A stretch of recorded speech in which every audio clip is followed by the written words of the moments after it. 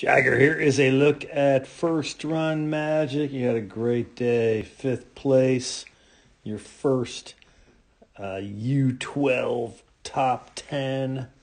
You were the first first place among the first year U10s, 10-year-olds. So great job. Let's check it out.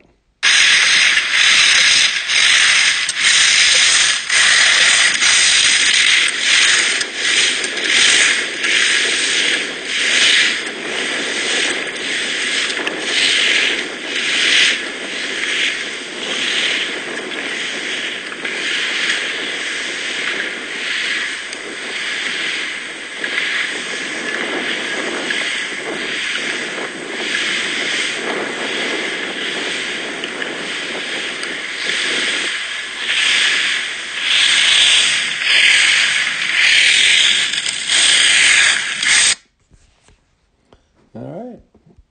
Some good stuff.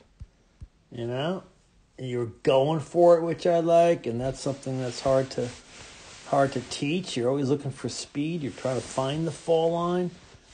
You're attacking, which is awesome. Made some really good turns. You know, some things we can probably work on to make it even better, right? Came through here, 10-2. Sometimes get that outside hand way too high, cause you to lean in a little bit. You can see, shoulders not exactly level, right? So let's make sure to keep that outside hand lower, all right? I think you can narrow the stance. I mean, sometimes I don't really get too caught up in people's stances because everyone's got, their own, which works for them and their body, but I think we got to narrow that stance, particularly on right footers. You can see there's pretty good bend in both skis. So what does that mean? Well, you're two-footed. You got weight on both skis, and the wide stance will, help you be more two-footed. It's hard.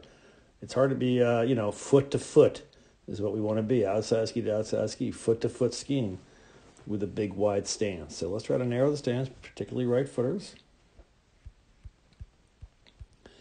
Got a pole plant. Good job.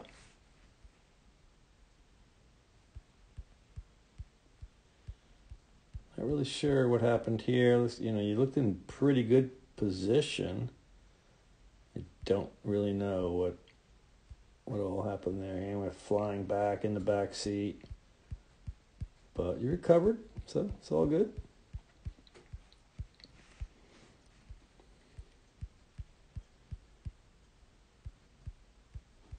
All right.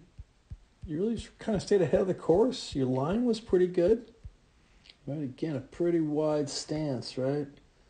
There, that's just going to cause you to be two-footed. Harder to get on an outside ski, and a little better on this side, on left footers. So I would, a couple things. I would narrow the stance, especially on right footers. I'd narrow the arm width. Have them more in front of you, driving forward than out to the sides. And when we come to the tall poles, we've been talking about, so you got to clear lower.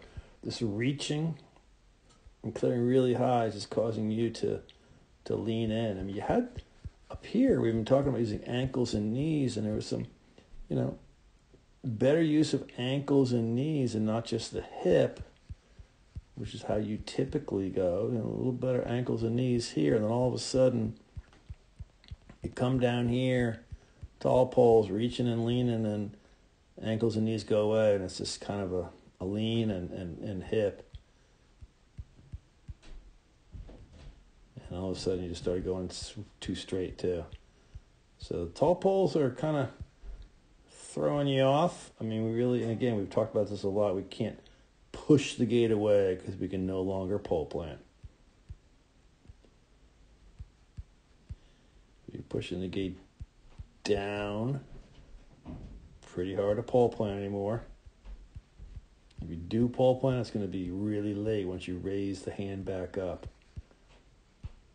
So it's funny how, and this is new to you. Tall poles are new.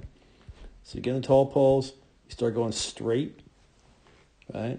You start reaching and rotating and leaning in, and we lose the pole plant. So just pushing gates down. And I get it coming towards the finish line, we can do that. We don't need a pole plant. Typically, if it straightens out, if it's flat towards the finish line, that's fine. But overall, great job.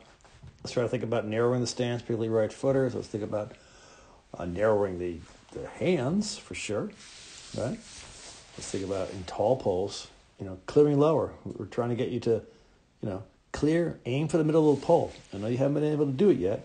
We do ask you that a lot, or everyone for that matter. But I think that's going to help you.